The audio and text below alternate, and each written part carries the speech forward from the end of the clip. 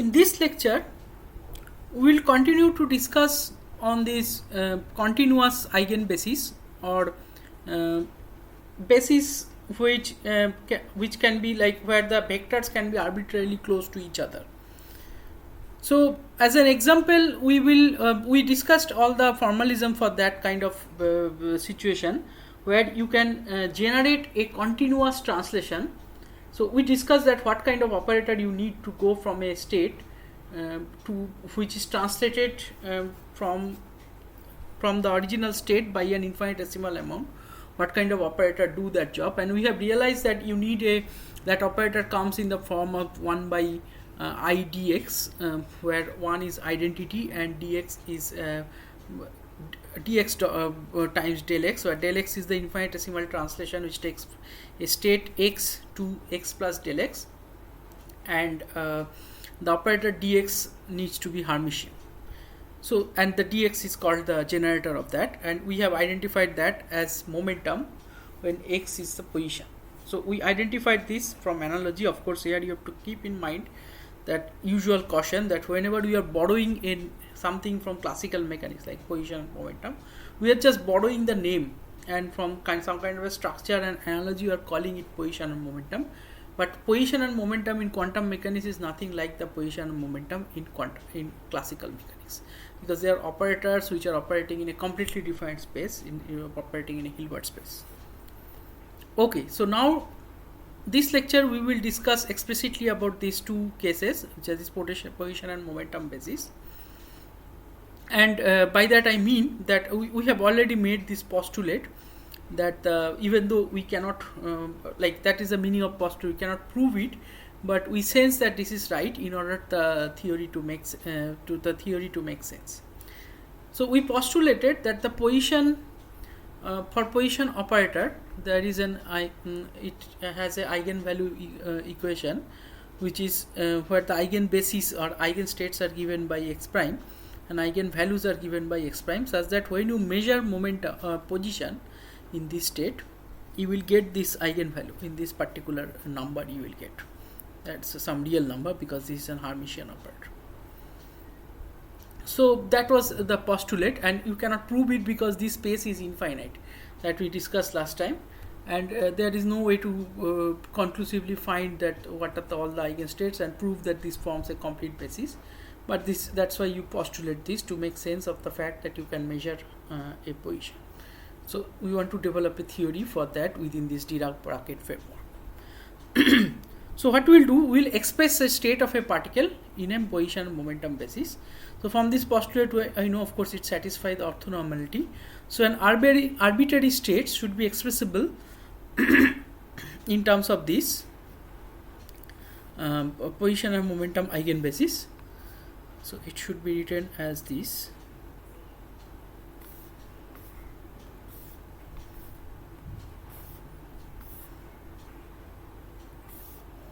Like x prime alpha, and this is x prime alpha. So using since this is forming a complete basis in terms of this, and we can apply the resolution of from the postulate, and then we can apply resolution of identity. So that allows me to write an arbitrary state in terms expanded in the written as a superposition of position eigenbasis. And the coefficient of that is x prime alpha, which is a complex number, and we identify that as a probability amplitude. If this would have been a discrete space, then I could have written it like that by taking a sum over this x prime.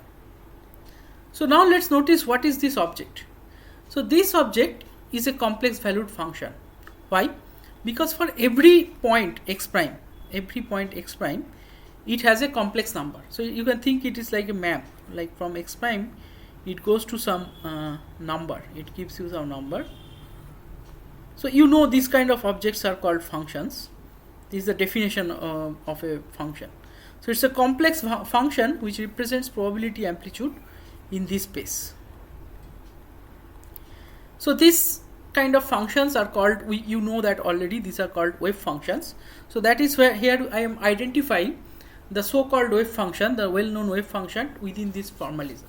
So wave function is nothing but the probability amplitude. So if you expand an arbitrary, if you write an arbitrary state alpha in terms of the eigenstates, which forms a complete basis in the Hilbert space, eigenstates of an operator A or observable A, which is being measured, for example. So then you can, if you expand it like that, then there will be the coefficients of this expansion. We know that these coefficients are called wave function in this context, or sorry, they are called probability amplitude in this context, and this guy is nothing but that. So these are just complex number for every point in x prime. Okay. So that is that is one way of thinking about it. And to bring clarity, so let me tell you that any function, so let's say I am plotting any function, okay, some arbitrary real function, let's say not a complex function. So I can express any function as a vector in the sense that at every point of the space x1, x2, x3, it has a value. Okay, so I can write this f and expand it in these vectors xi, f. So this value it gets at this point, the coefficient is nothing but the value of the function at the point xi. Now if this is continuous, then you can simply write it as x fx dx. So that is what is happening here. If you want to think more, give it a vector like structure, you can think that each xi is like a orthonormal direction, in the sense that there no two xi's overlap. So xi xj had this kind of delta ij, and each xi is like 0 0 0 1 in the ith point, and then 0 0 0. So x1 will be like 1 0 0 0 0 n dimension, x2 will be like 0 1 0 0 0. So now you can express any arbitrary function for every real point by putting a coefficient in front of that, and that real coefficient is your, in this way of writing, is the function itself. So that is the abstract representation of a function as a vector, and that is what we are doing here, except that now the coefficient is a complex number, and now that it has this interpretation like a probability amplitude, so we give it the name wave function. So when you square it, you get the probability. As you know that this guy, when you square it, you get the probability to find the particle in this interval. So now basically we recovered the standard notion of wave function which we learned in the context of wave mechanics within this framework of Dirac bracket notation. Okay. So now we want to use this, we want to build upon this idea. So now let's say I want to compute this inner product. So how will I express in terms of this wave function? You already know that how you express that, but let's do it step by step. So this guy physically tells you it is a probability amplitude for a particle state alpha to be found in the state beta. So that you now insert the resolution of identity in the middle, and then this guy is nothing but psi beta star x prime, because it is like a conjugate of that, so it has to be a star, and this is psi alpha x prime, and this is nothing but, in this language, it is an overlap between the two wave function. So it's a probability amplitude, the overlap of the probability amplitude of the particle at position x prime to be found in beta, in state beta, and the probability amplitude to be found in state alpha. So the overlap between these two gives me the probability amplitude of alpha being in beta, and that is of course integrated over all the points in x. So because it is possible to have, because we want to find the overlap between the state alpha and beta, and that could be in all the points in x prime. So that physically makes sense, and you already know that this is this object, but now we got it from the this notation. So similarly, you can think about, again proceed similarly and express any arbitrary state alpha in a basis a prime like that with a probability amplitude. Now if you take a inner product of this state alpha with the continuous position basis x prime, you can rewrite this in this form. So this is just nothing but a complex number which expands this, and this is another complex number which is nothing but this we call it u prime x prime for each point x prime, and we sum it over a prime. So for each point of a prime we can sum it over, and that gives me the wave function expressed in terms of the eigen functions. eigenfunctions of this continuous operator A with the coefficient Ca prime. So in this way of thinking, I can start with this and then I can express this as a inner product in both sides, and it becomes basically, so when I do an inner product of this, it becomes just a wave eigenvalue equation or an eigenfunction equation like that, where A is a continuous operator on which acts on this eigenfunction and gives me this eigenvalue and leads to this. So you can show, you will see that eventually the Schrodinger equation can be written in this format. Okay. So now, based on this idea, let's try to discuss that. This part is actually really easy, so I'll go a little fast over here. So let's try to discuss how do you express an arbitrary matrix element or an arbitrary expectation value like that, where A is like what is the probability of measuring. So this quantity, which is basically A sandwich between beta and alpha. So that is, in language, this is basically you perform a measurement A or on alpha. So that means you write it like that, and then whatever state you get, what is the probability amplitude of that being in beta, state beta. So in order to find this quantity, you put the resolution of identity twice. We have seen this already. This is nothing but psi beta star x prime. This is nothing but psi alpha star psi alpha x prime, and this is a matrix which is of this form. Now we want to calculate, let's say we want to calculate that what is this matrix in a particular case. So let's take a simple case where A is itself a function of x. So then you can see that this guy, so if I apply an x on x prime, I'll get x prime x prime. So now if I apply it again on this, you can see that this is nothing but x prime square x prime. So that's why you get a diagonal matrix, an infinite dimensional diagonal matrix whose diagonal entries are nothing but x prime square, with a this telling you that this matrix, this part telling you only if these two are equal, then only this is non-zero. So that tells you this is a diagonal matrix. This is a form, you know, this is form you see from harmonic oscillator. So it's a common type of form in physical problems. Okay.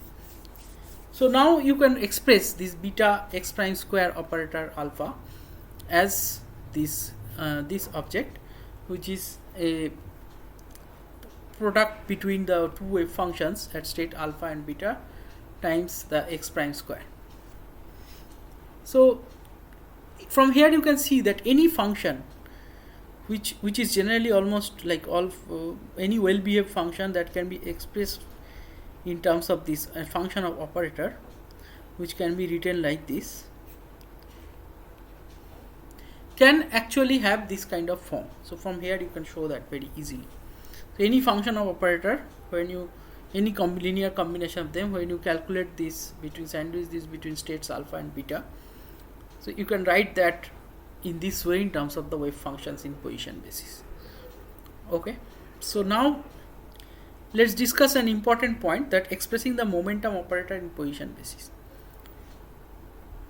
So notice that the eigengates of position operators are used as base gates in the, so that is what I mean when I say something is in position basis. So now we want to ask you, what is the momentum operator look like in that position basis. So by momentum, here I defined the momentum earlier as a generator of infinitesimal translation.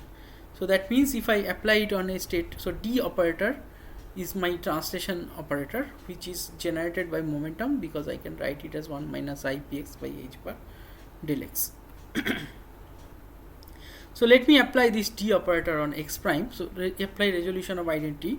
We know what it does. It brings you to this, and we can equivalently write this form as this form. So there is no harm in working with this, by the way, but I just want it to take it to this side, because I want to work with functions, and these two are completely equivalent. So now this guy is nothing but, remember, this guy is nothing but a function psi alpha x prime. So this thing is nothing but, this particular thing is nothing but psi alpha x prime minus del x prime.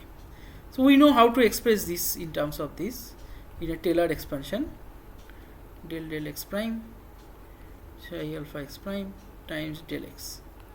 So that's why I am writing this in this form. This is, this is psi alpha x prime. So at this one is nothing but this. So now if I compare these two sides, this side nothing, just gives me alpha, and this part gives me the action of px on alpha when I take this here and here. So if I keep the px here and take everything else there, it looks like this. So that means it looks like that I am acting this operator on this guy.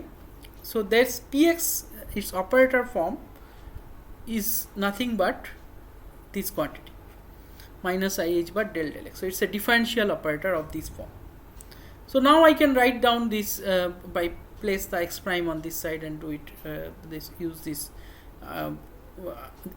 orthonormality. Then it basically takes this form, and since I know this is psi alpha x prime, it is nothing but the derivative of the wave function. So that is my px alpha, this this expectation value. And similarly, this expectation value tells me it is nothing but x double prime px double prime by this token. It is this differential operator, but it's also diagonal. Okay. So this is the form of momentum operator in the position basis. If the position operator is of this in the position basis is, I call it like x operator, then the px operator is of this form. Okay, so this is how the operator format works. So now I will expand on this and tell you some very simple identities which you can prove very easily. That now we have established this to be true. So, and now we can just also work out what is this, but just by plugging in two resolution of identities and using this format. Now because of this delta function, these two will disappear and it will be just one integral like that. Similarly, just like we calculated the x to the power n, arbitrary x to the power n, we can calculate arbitrary p to the power n, and that will appear as a derivative, nth order derivative like that. Now remember, all this form came only from the basic postulates of quantum mechanics, which is superposition and the assumption or the postulate that the position eigenkets forms a complete basis. So these two, starting from these two eigenkets postulates, we landed on this form of the position and momentum operator in the position basis. So this is the position operator, looks like position basis, but that is like, you can go in the other way also, which is something I am discussing here. Like you can totally go into a momentum basis, and that is totally symmetric to position basis. So the momentum basis means the eigenkets of the momentum operator, which forms a complete basis with the eigenvalue this. So complete basis means it must satisfy this. So an arbitrary state is now expressible. You can think it of expressing in this p basis. Again the same picture goes. It is again the probability amplitude, but instead of psi I call it phi. So phi alpha p prime, and we call it momentum space wave function. The earlier one was position space wave function. This is just the momentum space wave function, because for every value of p prime, it's a complex number. This expresses the probability amplitude. So it is satisfies the probability amplitude property, and this tells you the probability of finding the particle with momentum p prime to p prime plus dp prime. Okay, now we want to discuss the transformation that relates x basis to p basis. So we have discussed already that in the previous lectures, that if I have two orthonormal bases, there should be a transformation linking these two orthonormal bases.